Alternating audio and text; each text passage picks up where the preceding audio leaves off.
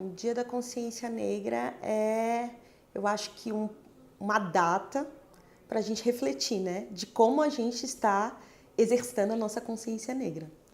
Então, eu espero que a gente vê, né, eu costumo dizer muitas vezes que para nós, militantes do movimento negro, enfim,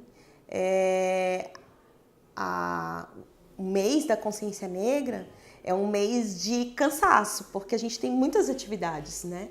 E eu vejo isso muito como um processo de que as pessoas não fazem um ano inteiro, muitas vezes, e que elas esperam... então tem uma lei, que é a 10.639, que diz que eu tenho que fazer uma atividade sobre consciência negra. Então eu vou fazer em novembro. E aí começa a se ter tantas agendas que a gente não consegue ter muitas vezes uma representatividade necessária em todas as agendas, porque são muitas. E então eu vejo assim a data da consciência negra como um processo de reflexão para a gente estender esse momento, né, de como a gente está lidando com o reconhecimento, a valorização da população e da cultura negra ao longo do ano. Que a gente não espere só novembro para isso. Pelo menos essa é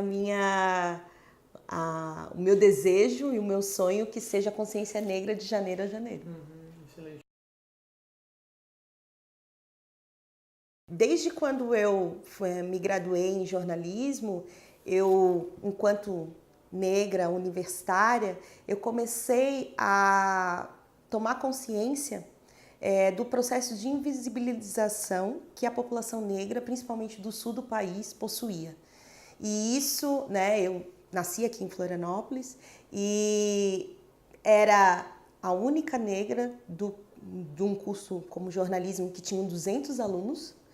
E começou a me estranhar quando as pessoas perguntavam: mas você é do Rio? Você é de Salvador? Você é da Bahia? E eu: não, eu sou daqui.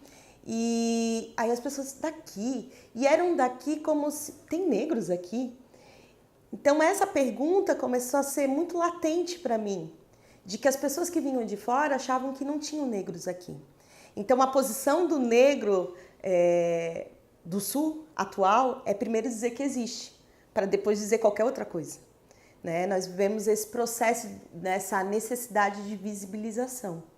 E depois disso, né, de visibilizados, aí a gente começa então a pautar todas as outras demandas que passam a população negra brasileira, que é a questão do preconceito, muitas vezes lidar com essa sustentação de um privilégio branco, né? E outras coisas que são relacionadas então a essa noção de ser um sujeito negro brasileiro. Então, formas existentes de racismo, eu acho que primeiro a gente tem que reconhecer as velhas, né? O racismo, ele é algo que estrutura a nossa sociedade. Mas só que às vezes ele já está tão dentro que a gente não consegue perceber o porquê que ele existe. Assim como mais ou menos se a gente fosse pensar nas regras sociais, né? Parentes não podem ter filhos juntos, isso é uma regra social. E assim, o racismo, ele também vai se naturalizando como regra. E aí a gente começa a perceber que, por exemplo, boa aparência, na verdade, quer dizer não negro. A gente escutar frases de que vamos fazer uma política que não priorize favoritismo, quer dizer que a gente vai fazer uma política que deixa de reconhecer historicamente o que a população negra sofreu durante mais de 350 anos. Né? E deixa de promover, então, reparação histórica em relação a isso. Não só a população negra, mas a população indígena. Então, assim, formas de racismo né, emergentes é a gente, primeiro, dar visibilidade nele em todas as instâncias. E isso vai desde racismo institucional, né, dentro da escola, né, reconhecer, por exemplo, hoje muitas formas de racismo são denominadas de bullying, mas são racismo. Só tem um outro nome. Né?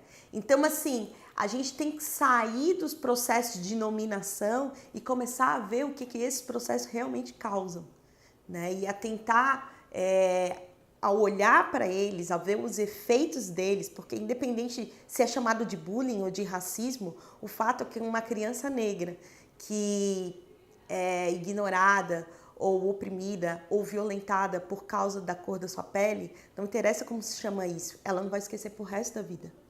E isso vai ter sérias consequências no futuro dela.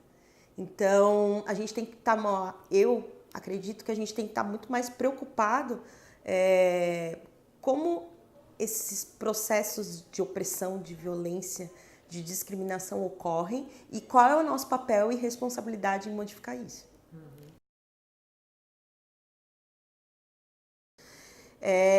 Não basta só dizer que é contra o racismo.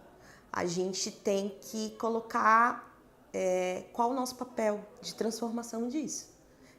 Senão é muito, não, eu sou contra, mas também não faço nada para mudar.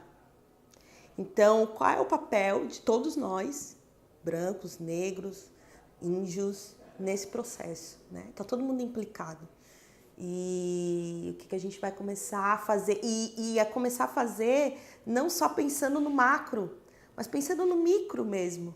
Como é que eu acolho o meu colega negro e negra que acabou de entrar na universidade, no dia a dia? Será que eu pergunto para ele se ele está tendo dificuldade de ler os textos? Será que eu pergunto para ele se ele está tudo certo quanto à mobilidade dele para vir na universidade?